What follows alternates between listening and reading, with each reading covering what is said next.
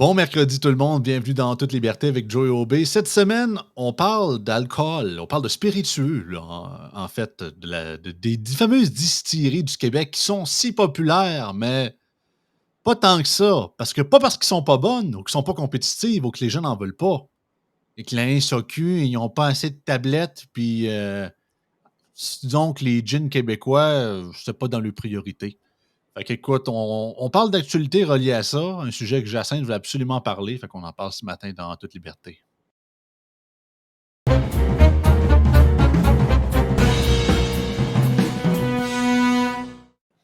Salut Jacinthe. Salut Joey. Ouais, écoute, autant j'en avais déjà entendu parler un peu, mais ça date pas d'hier, le cri du cœur de cette industrie-là, mais semble-t-il qu'aux yeux du gouvernement, c'est pas une grosse affaire. On va quand même y aller d'ordre chronologique pour mettre, pour c'est ça, on va y aller avec l'entrée, après ça, le plat principal pour les auditeurs. Article de la presse datant du mois dernier, en fait, 24 avril dernier, vente des spiritueux à la SAQ, la fin du bar ouvert. Et sérieux, Jacinthe, le ton hautain de cet article-là venant de la vice-présidente de la commercialisation de la SAQ, sérieusement, m'opile au plus haut point. Là, il y a Ouais, justement je parle pas nécessairement de la journaliste qui a fait l'article, mais vraiment plus les propos rapportés, je tiens à le préciser, là. Donc, je lis tel qu'il suit. L'époque du bar ouvert pour les spiritueux québécois et la Société des alcools du Québec est désormais révolue. Avec une offre saturée et des ventes en baisse, la Société d'État veut faire le ménage en resserrant ses règles et en retirant des tablettes plus d'une centaine de produits offerts actuellement en succursale, qui sont en grande majorité, je tiens à le préciser, des produits locaux. Première citation de la VP commercialisation de la SAQ. Avoir un 10e gin à saveur de citron, c'est peut-être pas le plus nécessaire, a illustré Sandrine Bourlet. Hey, sérieux, là. Ben, sur le point, at face value, je peux comprendre. Tu veux pas avoir 36 millions de produits qui se ressemblent et qui goûtent la même affaire. Fine. Mais, ah non, regarde, je veux juste continuer. Sur les 630 spiritueux québécois présents à la SAQ, entre 150 et 200 disparaîtront des étalages au cours de la prochaine année. Ce qui permettra de libérer de la place à peu près 15 de l'espace de nos tablettes pour mettre les bons joueurs de la catégorie. En 5 ans, les micro-distilleries ont poussé comme des champignons sur le territoire québécois, passant de 10 à 70 depuis 5 ans. On a connu une effervescence de croissance. Puis elle explique en gros que c'est ça. Là, on a une catégorie qui connaît une baisse de 5 cette année par rapport à l'an dernier. Wow, 5 de gens partant, c'est ça, on capote pour pas grand-chose, j'ai l'impression, là. Actuellement, le tiers des spiritueux québécois offerts en tablette génère à peine 5 de la vente de la catégorie. Voulez-vous savoir pourquoi ça qu'ils se vendent pas? C'est pas parce que les gens n'aiment pas les produits québécois, c'est pas parce que les gens n'aiment pas les produits locaux, c'est que vous les bandez à un prix de fou. ouais. C'est quoi le écoute, quand c'est rendu que la bouteille de vin qui vient du Chili puis du Brésil coûte moins cher à la SAQ que le vin que la distillerie qui vient de Rimouski, là, il y a un problème, là. D'autant plus qu'en février 2024, donc en février, là, 2 mois avant l'annonce de cette coupure, là, de ce retrait des tablettes de 150 à 200 produits des tablettes de la SAQ, en février 2024, la SAC annonçait une hausse des marges sur les bouteilles de plus de 15 qui inclut les bouteilles de vin, mais aussi les spiritueux. Donc, en augmentant sa majoration sur les produits, sur les bouteilles de plus de 15 ben, il y a déjà des distillateurs québécois qui étaient inquiets pour la survie de leur entreprise ou pour la vente de leurs produits. Donc, en février, on annonce une majoration des produits. Les distributeurs, pas les distributeurs, mais les producteurs de spiritueux québécois levaient déjà des drapeaux rouges en disant ben, on est inquiet pour la vente de nos produits. Et cette majoration-là tombait effective le 1er mai cette année. Et puis, justement, quelques semaines à peine, quelques jours après le 1er mai, on annonce déjà qu'on va retirer 150 à 200 produits des tablettes de la SAQ.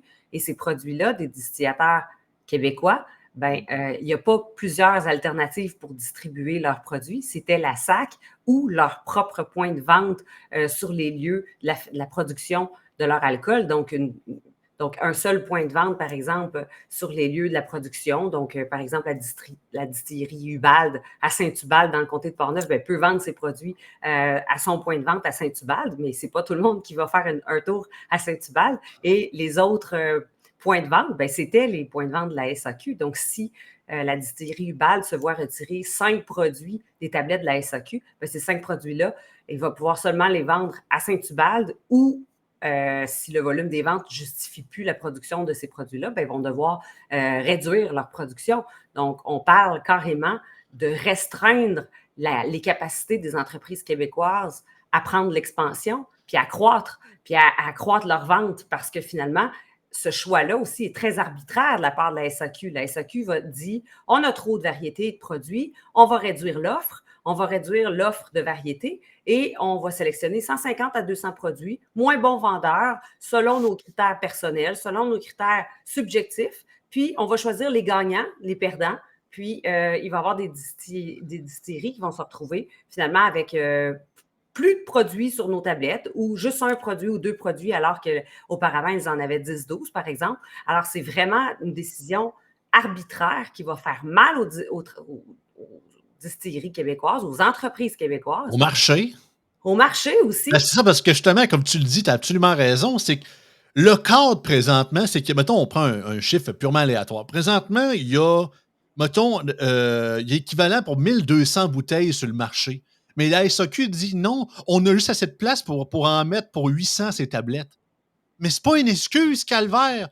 C'est que justement, vu que tu as le monopole, ben, ça fait un goulot d'étranglement que justement, toutes les maudites distilleries puis les producteurs de vins locaux ou whatever n'ont pas le choix de passer par la SAQ. Puis c'est vraiment plate pour eux autres. Déjà, en plus que leur pignon sur rue qui ont le droit dans le distillerie locale ou whatever, ils payent quand même la taxe SAQ alors que la SAQ n'a rien à voir dans la transformation, dans la vente, dans la commercialisation, whatever. Fait que même localement, ça les avantage pas et qu'ils sont condamnés à être kidnappés par ce modèle-là qui dit, alors qu'il y aurait une possibilité de croissance de monter à 1200, 1500, 1800 via différentes autres, oui, avec la SAQ, mais également avec d'autres types de cavistes plus spécialisés ou des vendeurs qui vendent justement juste du gin ou juste des produits de distillerie, par exemple, ou de spiritueux. Non, la SAQ ne veut pas ça. Donc, nous, ça reste 800 parce que nous autres, dans nos chères bottes de fonctionnaires, ça, c'est gérable, c'est ce qu'on pense qui est profitable. Le marché, on s'en fout. C'est au Québec, c'est. Hey, ça n'a pas d'allure. Et Oui, justement, vas-y, excuse. Mais tu as raison, les propos de la vice-présidente de la SAQ, pas les propos de la journaliste, mais les propos de la vice-présidente, ça sonne l'arrogance, c'est extrêmement fâchant lire tout ce qui est extrait de ces affirmations parce que, en fait, t'entends une fonctionnaire complètement déconnectée de la réalité du milieu des entreprises québécoises. Tout d'abord, tu entends une fonctionnaire qui ne comprend rien en entrepreneuriat, qui n'est absolument pas sensible à la réalité des entreprises québécoises, qui a certainement évolué dans un milieu de fonctionnaires, avec des amis fonctionnaires, une famille fonctionnaire, qui est clairement pas sensible aux réalités de l'entrepreneuriat, encore moins à l'entrepreneuriat québécois, qui est fragile, qui est un écosystème fragile, et à la réalité du fait qu'elle travaille pour une entreprise, une organisation, une société d'État qui détient le monopole. Alors, elle a le monopole par ses décisions, le monopole de tuer une distillerie, de tuer une entreprise québécoise ou de lui permettre de survivre ou de lui permettre de prendre l'expansion et de se développer et de croître et de prospérer et finalement d'être en santé, en bonne posture financière et en bonne posture de distribuer ses produits. Alors, c'est un droit de vie ou de mort sur des entreprises québécoises et c'est dit avec une tellement condescendance, ce choix-là de retirer 150 à 200 produits des tablettes. C'est vraiment choquant, tu as raison. Ah non, puis ça crée ceci. Ouais. Nouvelle d'aujourd'hui, fermeture de la distillerie du Saint-Laurent, qui était basée à Pointe-au-Père, un peu plus juste en haut de Rimouski, en fait, qui était une institution de la place. Mais justement, ils ne trippent pas trop sur le vin de citron, fait qu'eux autres, c'est... Alors que c'est une entreprise en pleine croissance, c'est pas qu'il ben oui, il y avait des dettes, mais c'était justement à cause que le modèle est pas pratique. On va vous le présenter plus tard dans l'émission d'aujourd'hui, les chiffres, à quel point le marché de la distillerie est en croissance de quasiment doublé depuis quasiment 20 ans au Québec. C'est énorme. Fait que c'est pas une question de la demande qui est pas là. C'est que le genre de goulot d'étranglement, de la champlure de la SAQ qui sert, puis qui a quasiment pas de goutte qui tombe. Là, si on dit, ben là, On trouve ça plate, là. Tu sais, ben, justement, je vais vous le lire, c'est quasiment stupide, là. La SAQ réagit à l'annonce de la fermeture parce que c'est ça, il y avait plusieurs dettes reliées à ça par rapport au marché, puis justement au modèle relié à ça. La SAQ dit: c'est toujours triste lorsqu'un partenaire d'affaires connaît des difficultés financières. La distillerie du Saint-Laurent a été pionnière pour faire découvrir le talent des distillateurs, je ne vais pas tomber. Distillateur. Distillateurs. Excuse-moi, j'avais oublié le T. Distillateurs, excusez. D'ici, tant dans la région du Bas-Saint-Laurent que dans tout le Québec, peut-on lire. En 2023, les ventes de spiritueux québécois ont commencé à décliner. On se demande à cause de qui. Un resserrement du marché des spiritueux ainsi qu'un momentum de l'achat local qui s'essouffle explique cette baisse. Ça n'a rien à voir avec les augmentations de prix puis le monopole public. Ouais, c'est ça. Non, c'est ça. C'est juste que le monde n'en veut plus. C'est pas parce que la bouteille coûte quasiment le double de ce que ça coûterait ailleurs d'un gin local américain ou whatever. Non, non, non, non, non, le monde n'en veut pas. C'est ça. C'est que là, ils tirent la champlure, puis il n'y a à peine pas de gouttes, puis voyez, les gens n'ont pas soif. Regarde, il y a à peine quelques gouttes qui tombent. Mais ouvre la champlure, calvaire, il y a un marché pour ça. Non, c'est anti-québécois d'ouvrir la champlure. On a la SAQ, puis comme dirait Elsie Lefebvre, c'est un modèle à suivre. On reçoit 1 milliard par année. Mais moi, tu sais, comme Dominique Moret, Qui Mais mange la marde. à un moment donné, là. Ben Ah, oui, tu sais, puis la distillerie Saint-Laurent qui ferme ses portes, qui annonce qu'il ferme ses portes aujourd'hui, c'est un des premiers effets dont on est témoin, puis on va en voir d'autres, c'est certain. On va avoir d'autres en difficulté financière ou en fermeture ou en faillite. Elle avait été fondée en 2015, puis en 2022, là, c'est récent, en 2022, elle avait procédé à un gros projet d'envergure de rénovation, puis elle s'est installée face à la mer en 2022 avec un projet évalué à 11,5 millions de dollars. Alors, c'est beaucoup de capitaux qui ont été investis dans cette distillerie-là pour prendre l'expansion et finalement, ben, ça tombe à l'eau même pas 2 ans plus tard de ce projet ça n'a pas d'expansion-là. d'allure. Puis la distillerie Saint-Laurent mettait en valeur les produits marins. La particularité des gins Saint-Laurent, c'est qu'on introduisait des produits marins dans la fabrication des spiritueux. Alors, c'est aussi une particularité locale, une particularité régionale, une particularité propre au Québec qui vient de s'éteindre, aussi une spécialisation qui est en train de se développer, un produit du terroir carrément qui vient de mourir devant nos yeux avec des décisions comme ça, comme la SAQ qui, moi, je suis persuadée que la décision en février dernier de majorer ses frais plus la décision de retirer certains produits des tablettes va faire plusieurs cas d'espèces comme ça, comme la distillerie Saint-Laurent qui tombe en difficulté. C'est dommage, même les autres qui ne fermeront pas tout de suite ou qui n'iront pas en faillite vont avoir des difficultés. C'est pas drôle qu'une société d'État ait un droit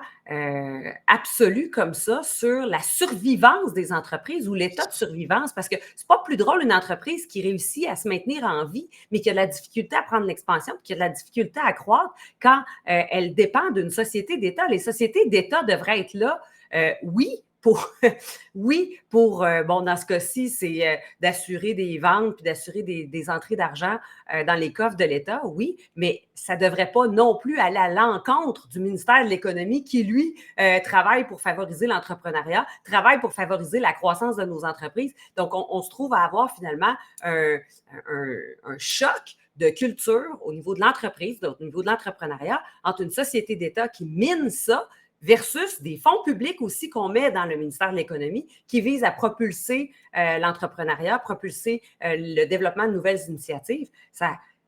Il y a un non-sens là qui n'est pas perçu par les dirigeants de la SAQ qui fait mal au cœur, puis il va falloir en discuter davantage.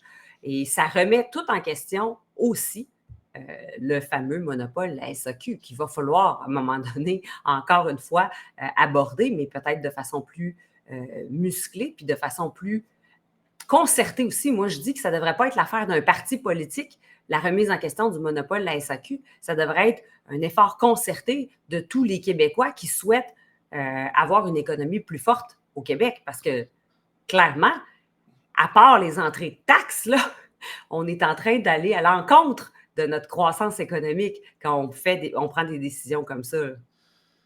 C'est ça à quoi ça me fait penser?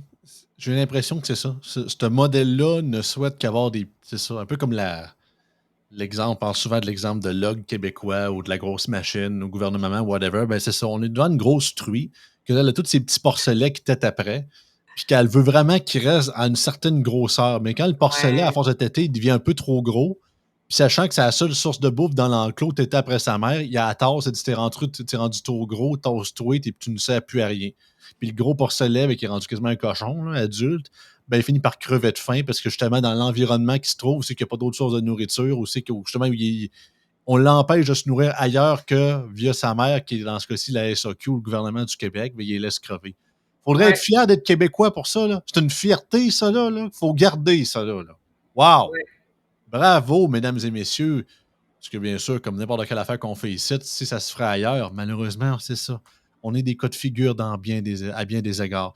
Et justement, à tous ceux qui nous diraient que vous êtes dans le champ, au contraire, ça va, il n'y a pas une si grosse demande que ça, ben c'est pas ce qu'ils nous dit ici. De vinquebec.com, les ventes de spiritueux ont doublé au Québec en fait en 20 ans.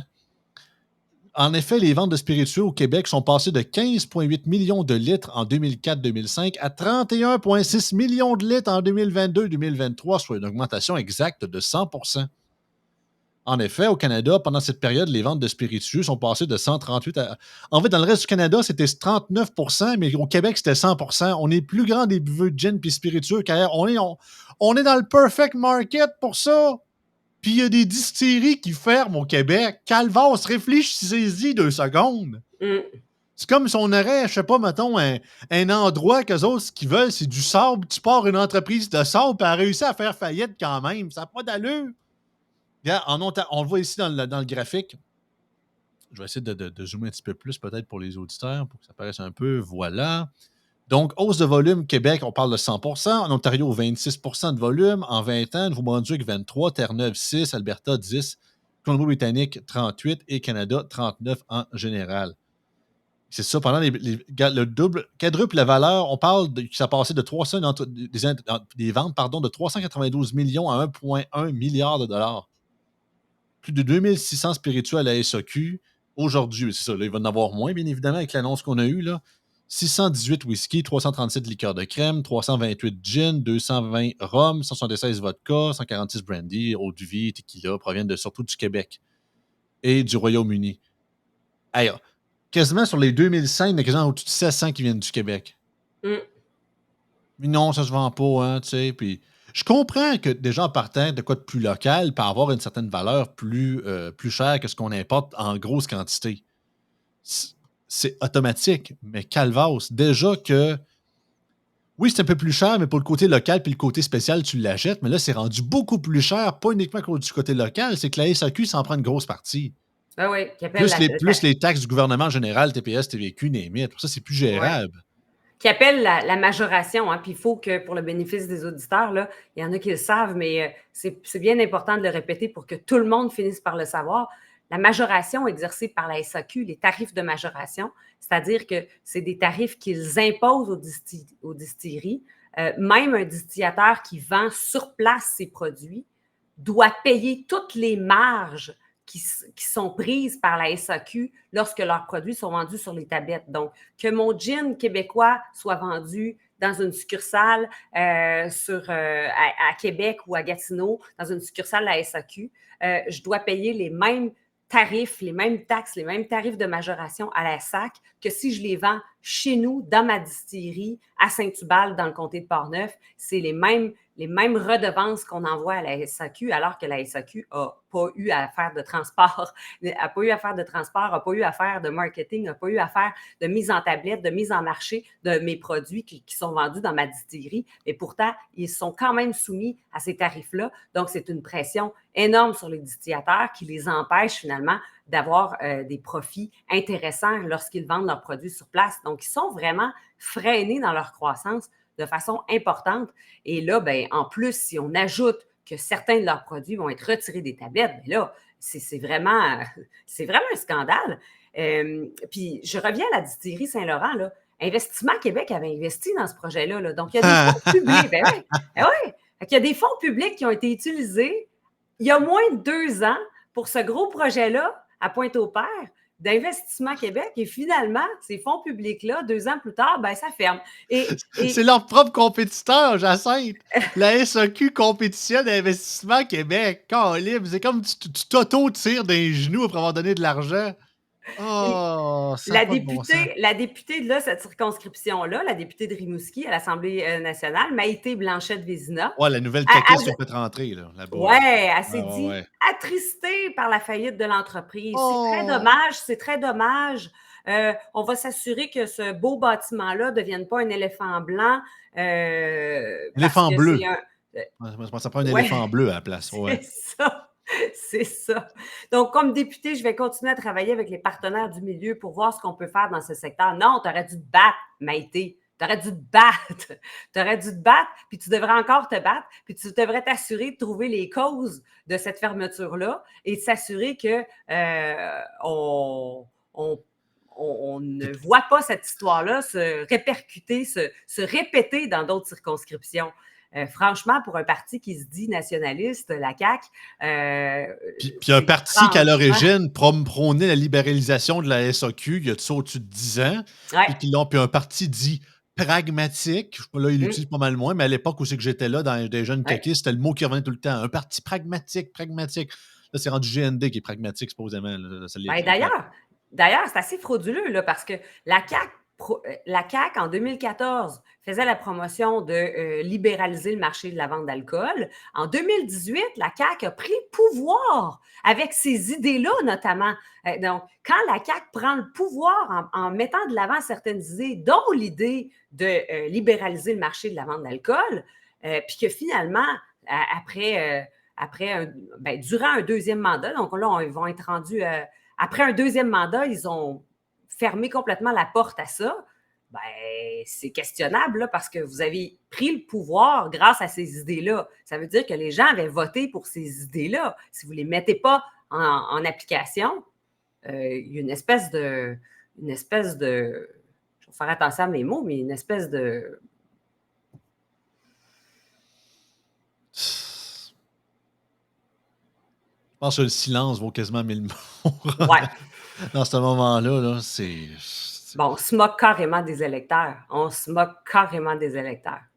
Et puis là, ben, dans ce cas-ci, on se moque aussi des entreprises québécoises. Puis quand on se moque des entreprises québécoises, on se moque aussi des travailleurs, parce que ça, c'est des travailleurs qui perdent leurs emplois aussi. Puis une Oui. distillerie qui prend de l'expansion, une distillerie qui devient plus grosse, c'est une entreprise qui devient plus grosse, c'est une entreprise qui est capable d'offrir des meilleurs salaires à ses employés, c'est une entreprise qui fait vivre la région, qui est un moteur économique important pour sa région, parce que ces distillateurs-là, au Québec, ils sont souvent dans les régions, rarement en milieu urbain, souvent en milieu ruraux. Et les milieux ruraux dépendent de quelques petites entreprises comme ça pour garder leur vitalité économique. Alors, ça entraîne toutes sortes de répercussions graves dans les milieux ruraux. Puis ça, ben, la SAQ s'en fout éperdument. Ça n'a pas d'allure. Puis surtout, en plus, que tu sais, rien qu'au Québec, dans une place, c'est clairement, c'est la place pour en faire. Puis autant que, en tout cas, je souhaite que ça change, mais il y a une possibilité que d'ici peut-être justement 15-20 ans, que des distilleries au Québec, il n'y en ait plus bien, bien. Puis qu'on a passé à côté de la vague, on aurait pu devenir une plagarde. L'avenir n'est pas fait, toutes les cartes ne sont pas encore sorties. Mon but, c'est pas d'être trop pessimiste d'avance, mais disons qu'avec les antécédents qu'on a, ça se peut que le Québec devienne quasiment un trou pour ce qui est des distilleries puis de la vente d'alcool puis de spiritueux d'ici plusieurs décennies, alors qu'on aurait été possiblement une des meilleures places, sinon pas. Et vu qu'on est trop idéologue avec notre estime modèle de monopolistique de la SAQ, mais si c'est pas le gouvernement qui l'autorise, puis s'il n'y a pas une fleur, au contraire, dans ce cas-ci, il y a quasiment une fleur de liste à scotcher dessus sur le projet, là, entre guillemets. Là. Mm. Mais non, c'est pas assez. Il faut que ce soit centralisé, il faut que ce soit fait selon les cadres de nos chers amis, la classe des fonctionnaires. Ils sont rendus une Ouais, classe à part dans la population. C'est dégoûtant. puis à ceux qui disent qu'on a besoin de ces revenus-là de la SAQ pour financer nos programmes sociaux puis tout ça, la machine doit se payer, là, tu sais. C'est pas des profits et des taxes et des frais de majoration bruts qui rentrent et qui sont complètement nets à la SAQ, là. Je veux dire, il y a des salaires à payer, il y a des infrastructures à payer, donc, il y a toute la machine de la SAQ à nourrir bien avant d'envoyer le reste de l'argent à l'État. Donc, en même moins si d'une on semaine, le système de santé, il gobe ce que les Oui. profits par année que la SAQ fait. Là. On se casse pas le bessic, là. C'est ça. Excusez, Et là. puis si on libéralisait le marché, ben, il y aurait des, revendeurs, il y aurait des boutiques spécialisées en vente de produits spiritueux un peu partout au Québec qui nous permettraient de découvrir le terroir à travers les producteurs locaux, d'une part. Donc, ça serait bon pour, la diversité régionale puis la vitalité économique régionale. Mais d'autre part, tous les produits vendus dans des entreprises indépendantes, dans des commerces indépendants, permettraient aussi de faire rentrer l'argent de taxes dans les coffres de l'État. On oublie souvent ça. On parle que si on libéralise le marché, c'est des ventes qui vont se perdre à la SAQ. C'est Tu des ventes malade? qui Ben vont se non! regagner dans le Eh marché oui, tout Caroline! simplement, et les taxes vont rentrer quand même dans les coffres de l'État, mais sans avoir à engraisser une machine de caissier à 24 de l'heure, puis des vice-présidents à je ne sais pas combien par année. Donc, il y aura simplement les entrées de taxes qui vont se faire dans les coffres de l'État, puis le reste, la machine de vente puis la machine de mise en marché va être assumée par l'entreprise privée. Ça, on dirait que ça ne rentre pas dans la tête des gens qui sont complètement paralysés dans leur obsession de maintenir un vieux modèle qui a été bon à une époque, mais qui mériterait d'être visité, d'autant plus que maintenant, ben, le Québec s'est mis en marche vers la, l'entrepreneuriat dans le milieu des spiritueux, puis on devrait juste propulser cet élan-là, on devrait juste l'encourager plutôt que de le freiner. Ben, lui donner de l'air, juste pas être dans le chemin. Déjà, en Mm. partant, ça aiderait énormément.